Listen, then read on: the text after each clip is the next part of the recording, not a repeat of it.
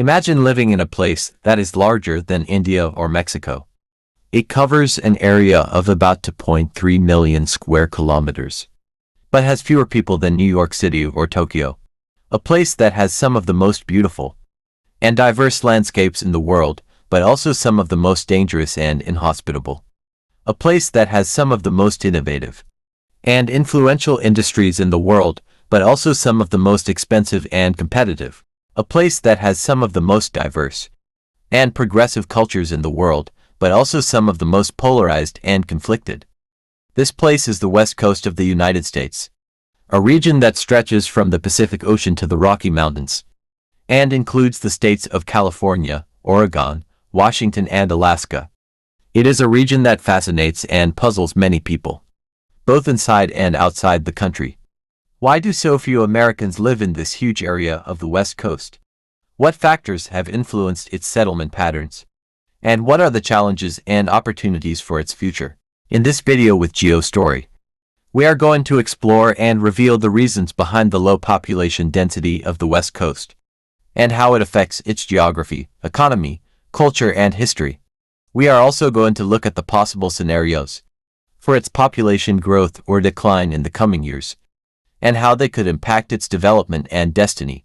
Welcome to GeoStory, the channel where we explore the fascinating stories behind geography, culture, and history. So buckle up and get ready for a journey into one of the most intriguing and mysterious regions of the world.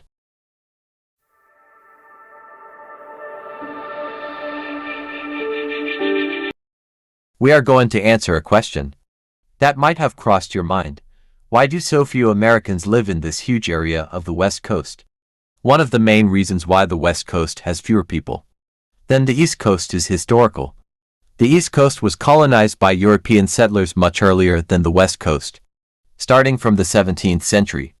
The West Coast, on the other hand, remained largely unexplored and uninhabited by Europeans until the 19th century, when explorers, traders, and pioneers began to venture into the region. The West Coast also faced more obstacles and challenges for colonization than the East Coast. The terrain was more rugged and mountainous, making transportation and communication difficult. The climate was more varied and extreme, ranging from arid deserts to rainy forests to frozen tundras. The native populations were more diverse and resistant to European encroachment, and the distance from the political and economic centers of the East Coast was greater, reducing the incentives and resources for expansion. As a result, the population growth of the West Coast was slower and more uneven than that of the East Coast. The major population centers of the West Coast emerged mainly around natural harbors, fertile valleys, and gold mines, while large areas remained sparsely populated or uninhabited. Another reason why the West Coast has fewer people than the East Coast is geographical. The West Coast has a much lower proportion of arable land than the East Coast, which limits its agricultural potential and carrying capacity. The West Coast also has a higher elevation and more topographical variation than the East Coast, which affects its climate and ecology. The West Coast is dominated by two major mountain ranges, the Cascade Range and the Sierra Nevada.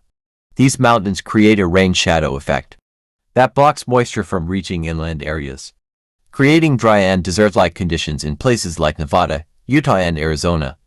The mountains also create a barrier that isolates coastal areas from interior areas, creating distinct microclimates and biomes. The West Coast also has more exposure to natural hazards than the East Coast, such as earthquakes, volcanoes, wildfires, and landslides. These hazards pose risks to human lives and property, as well as infrastructure and development. They also require more adaptation and mitigation measures, such as building codes, emergency plans, and insurance policies.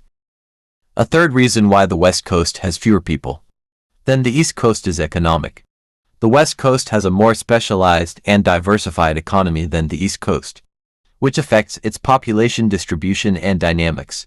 The West Coast is known for its high-tech, entertainment, tourism, and aerospace industries, which are concentrated in urban areas and require skilled and educated workers.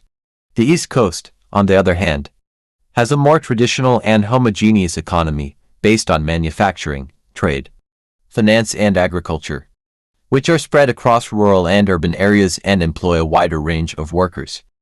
The West Coast also has a higher cost of living than the East Coast, which discourages migration and settlement.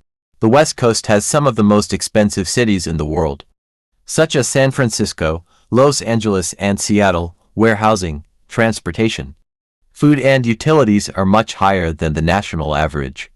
The East Coast, on the other hand, has more affordable cities, such as Philadelphia, Baltimore, and Atlanta, where living expenses are lower or comparable to the national average. The West Coast also has more competition and regulation than the East Coast, which affects its economic performance and growth. The West Coast faces more global competition from countries like China, Japan, and South Korea, which have similar or superior technological and industrial capabilities.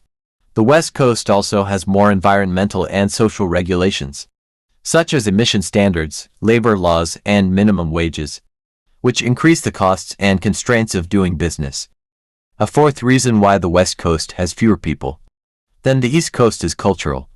The West Coast has a more diverse and progressive culture than the East Coast, which influences its social norms and values.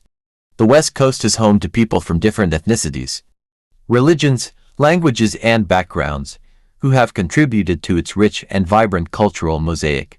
The West Coast is also known for its liberal and innovative spirit, which fosters creativity, experimentation, and tolerance. The East Coast, on the other hand, has a more homogeneous and conservative culture than the West Coast, which reflects its historical and geographical roots.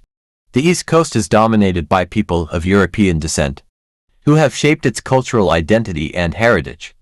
The East Coast is also known for its traditional and pragmatic attitude, which values stability, order, and authority. The West Coast also has more political and social polarization than the East Coast, which affects its cohesion and harmony. The West Coast is divided into two distinct regions, the Pacific Northwest and the Southwest. The Pacific Northwest is more democratic, secular, environmentalist, and pacifist, while the Southwest is more Republican, religious, pro-business, and militaristic. These differences often lead to conflicts and disagreements over issues such as immigration, healthcare, gun control, and foreign policy. In conclusion, the West Coast of the United States is a huge area with few people. This is mainly due to historical, geographical, economic, and cultural reasons, which have shaped their distribution and population dynamics. However, the future of West Coasters is uncertain and depends on various factors, such as climate change, technology, and migration. The West Coast can grow or shrink in size of the population, depending on how these factors perform.